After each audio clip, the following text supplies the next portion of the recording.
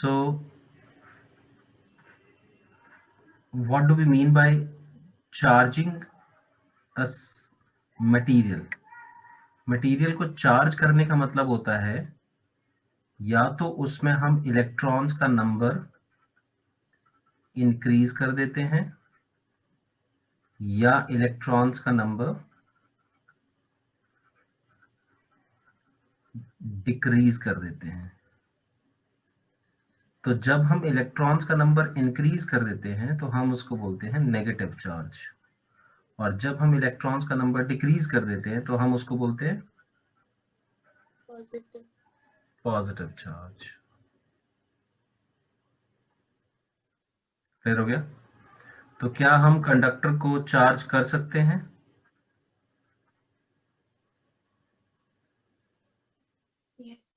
Yes, we can do that. Okay. क्या हम insulator को चार्ज कर सकते हैं? Yes, स्केल इंसुलेटर ही तो है, प्लास्टिक है ना ये,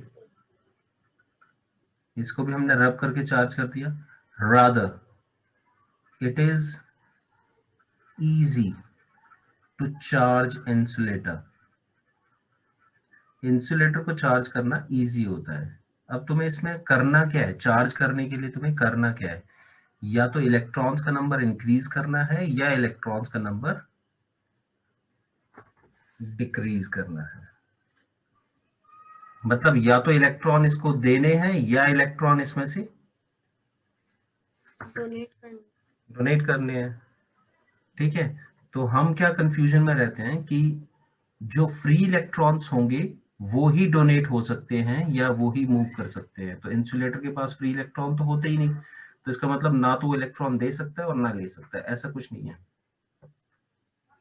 वो कंडक्शन के लिए जरूरी होता है, और कंडक्शन और चार्जिंग दो अलग अलग प्रोसेस हैं, ये ध्यान रखना। चार्ज करना और इलेक्ट्रिसिटी फ्लो करना, ये दो अलग अलग प्रोसेस हैं।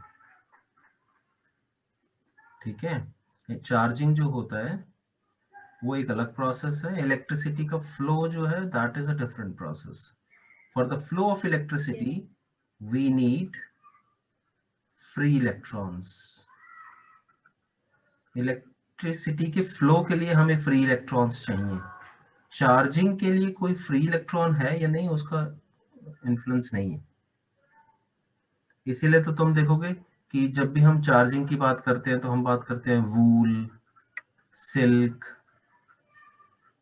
ठीक है, प्लास्टिक, इवन हमारे वूलन अपर्स जो हैं वो चार्ज हो जाते हैं, होते हैं ना चार्ज। ठीक है, अब हम इस चैप्टर में क्या पढ़ेंगे बेसिक? तो कैपेसिटेंस क्या होता है? Capacitance, it is the ability, क्षमता, ability of a substance to hold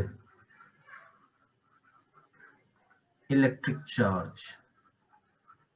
कि एक सब्सटेंस है हमारे पास, मान लो ये प्लास्टिक का स्केल ही है या एक मेटालिक प्लेट है एल्यूमिनियम की, इसको तुम मैक्सिमम कितने इलेक्ट्रॉन दे सकते हो या कितने इलेक्ट्रॉन तुम इसमें से विड्रॉ कर सकते हो? अब अगर तुम केमिस्ट्री के टर्म्स में जाओगे तो तुम मैक्सिमम इसमें से 3 इलेक्ट्रॉन विड्रॉ कर सकते हो, क्योंकि इसकी वैलेंसी +3 होती है, मतलब ये 3 इलेक्ट्रॉन दे सकता है ना।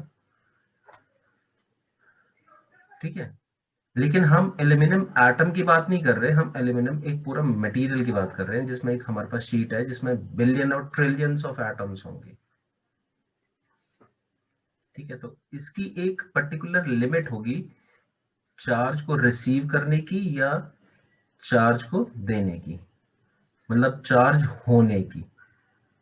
It will have a certain limit to get charge, और उस लिमिट को, उस एबिलिटी को हम क्या बोलते हैं? इसका कैपेसिटेंस बोलते हैं। ठीक है, अगर तुम क्या करोगे, इसकी लिमिट से ज्यादा इसको चार्ज कर दोगे more than the limit of material अगर तुम उसको चार्ज कर दोगे तो फिर क्या होगा, that charge will get leaked to the surrounding, वो चार्ज सराउंडिंग में फैलना शुरू हो जाएगा। ये कुछ ऐसा है जैसे एक बकेट है, तुम भर रहे हो बकेट को, तो बकेट को भरने की कैपेसिटी है, मतलब 20 लीटर की बकेट है तो उसमें 20 लीटर पानी आ सकता है। तुम 20 लीटर से ज्यादा डालने की कोशिश करोगे तो स्पेल हो जाएगा, बाहर गिर जाएगा। तो उसी तरह से हम समझ सकते हैं कि हर मटेरियल की एक चार्ज होल्डिंग एबिलिटी होती है। तुम उसको कितना चार्ज दे सकते हो, 2 कूलम दे सकते हो, 10 कूलम दे सकते हो, 100 कूलम दे सकते हो, या 1000 कूलम चार्ज उस पर दे सकते हो। उससे ज्यादा अगर तुम चार्ज दोगे तो वो लीक हो जाएगा। जैसे मान लो, अब तुम कहोगे कि लीक कैसे होगा, अगर मान लो तुम ये कहते हो कि इसमें से इलेक्ट्रॉन विड्रॉ करने हैं और मैं करता जाऊं इलेक्ट्रॉन विड्रॉ करता जाऊं, तो जब मैं किसी मटेरियल से इलेक्ट्रॉन विड्रॉ करता हूं तो उस पर कौन सा चार्ज आता है, प्लस का पॉजिटिव चार्ज आ जाएगा। तो इस पर positive positive positive positive positive, अब इस पर पॉजिटिव की कंसेंट्रेशन इतनी ज्यादा हो जाएगी, the concentration of positive will increase, और इतनी ज्यादा बढ़ जाएगी कि ये अपने सराउंडिंग में जितना नेगेटिव होगा ना उसको अट्रैक्ट करना शुरू कर देगा। ठीक है, तो जब ये सराउंडिंग से नेगेटिव को अट्रैक्ट करना शुरू कर देगा तो वो पॉजिटिव सराउंडिंग भी पॉजिटिव होना शुरू हो जाएगा। तो इसको बोलते हैं चार्ज का लीक होना। मतलब मैंने जो बकेट का एग्जांपल दिया तो तुम उसमें समझ सकते हो कि हो सकता है कि चार्ज उड़ के बाहर चला जाए, ऐसा नहीं है। पॉजिटिव उड़ के बाहर कहाँ जाएगा, मतलब पॉजिटिव तो उसकी कैरेक्टरिस्टिक है ना, क्योंकि उसमें इलेक्ट्रॉन डेफिसिट होता जा रहा है।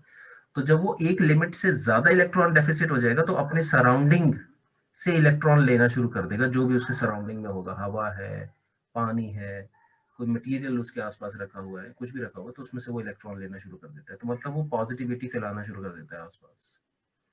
और अगर तुम किसी मटेरियल को इलेक्ट्रॉन देते जाओ देते जाओ देते जाओ देते जाओ तो उसकी इलेक्ट्रॉन होल्ड करने की एक एबिलिटी है ना।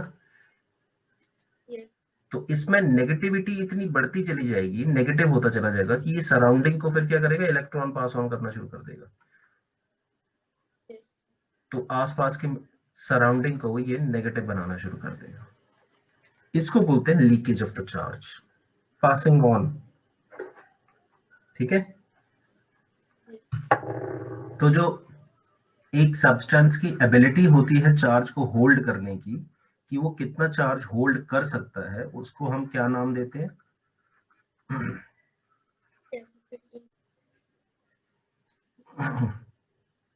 कैपेसिटेंस को हम एक और तरीके से डिफाइन करते हैं। क्योंकि जब तुम किसी मटेरियल को चार्ज देते हो, when you provide a charge to the material, तो उस चार्ज की वजह से उस मटेरियल के आसपास एक पोटेंशियल डेवलप हो जाता है। मान लो तुमने इसको पॉजिटिव चार्ज दिया, तो पॉजिटिव चार्ज की वजह से इलेक्ट्रिक फील्ड आउटवर्ड होती है, और उन इलेक्ट्रिक फील्ड में क्या होता है, पोटेंशियल।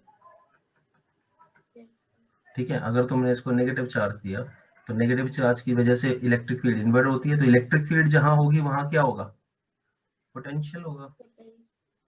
ठीक है, तो कैपेसिटेंस क्या कहलाता है, इट इज डिफाइंड एज, जो पहला डेफिनेशन मैंने बताया था वो एक जनरल डेफिनेशन थी कैपेसिटेंस की, जो तुम्हें एग्जाम में लिखनी है वो ये है, defined as the ratio of the charge given to the substance to the potential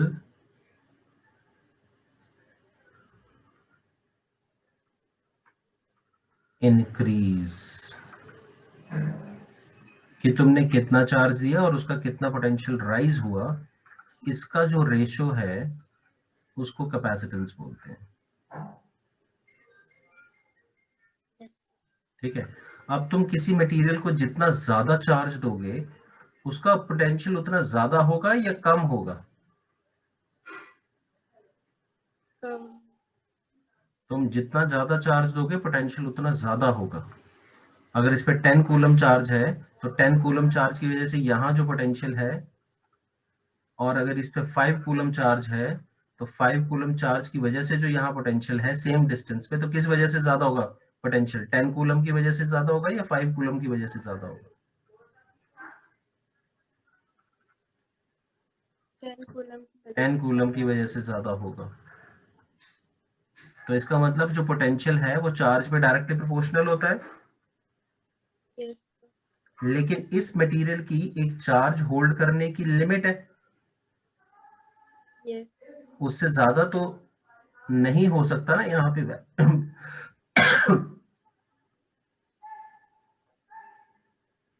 उससे ज्यादा ना ये चार्ज होल्ड कर सकता है, और जब इसकी चार्ज होल्ड करने की लिमिट है तो यहाँ पोटेंशियल की भी क्या हो गई, लिमिट हो गई। लिमिट। ठीक है, तो इसका लिमिट है, तो हमारे पास फॉर्मूला आ जाता है Q equal to C V. तो यहाँ पे C जो है हम लिखते हैं कि the more the charge is given to the substance more is the potential. So charge is directly proportional to the potential और potential is directly proportional to the charge. और प्रोपोर्शनैलिटी का साइन हटाने के लिए हमने कांस्टेंट यहाँ पे use किया और इसको हमने सिंबल दिया C। और C क्या है? Constant of proportionality, constant of proportionality और कैपेसिटेंस। ठीक है, तो अगर मैं इसको C लिखूं Q अपॉन V, तो Q की यूनिट होती है कूलम और V की यूनिट होती है वोल्ट। तो कूलम पर वोल्ट, तो कूलम पर वोल्ट को एक कलेक्टिव नाम दे दिया गया फैरेड। तो फैरेड इसकी यूनिट आ गई। फैरेड किसकी यूनिट आ गई? कैपेसिटेंस। कैपेसिटेंस की। But farad is a very big unit, it's a very big unit, बहुत बड़ी यूनिट है ये। जैसे light year, parsec, astronomical distance जो है वो डिस्टेंस की बहुत बड़ी बड़ी यूनिट्स है, उसी तरह फैरेड एक बहुत बड़ी यूनिट है। तो जनरली हम जो कैपेसिटेंस एक्सप्रेस करते हैं वो या तो माइक्रो फैरेड में एक्सप्रेस करते हैं या मिली फैरेड में एक्सप्रेस करते हैं, बट माइक्रो या उससे ऊपर हम ज्यादा एक्सप्रेस करते हैं वैल्यूज। यस। ठीक है, अब इसका अगर डायमेंशनल फॉर्मूला निकालना हो तो कैसे निकालेंगे?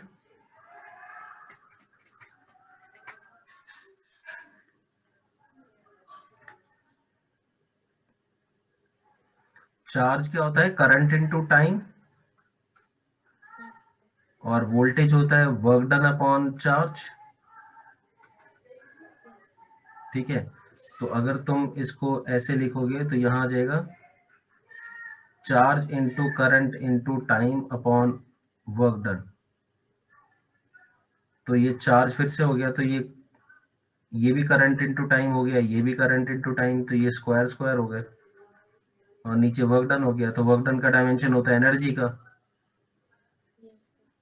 तो ऊपर हो गया ए स्क्वायर टी स्क्वायर, और एनर्जी का डायमेंशन होता है ए माइनस। ML2T-2। और जब तुम इसको कलेक्टिवली लिख दोगे तो ये बन जाएगा M-1 L-2 T4A2। ये इसका डायमेंशन।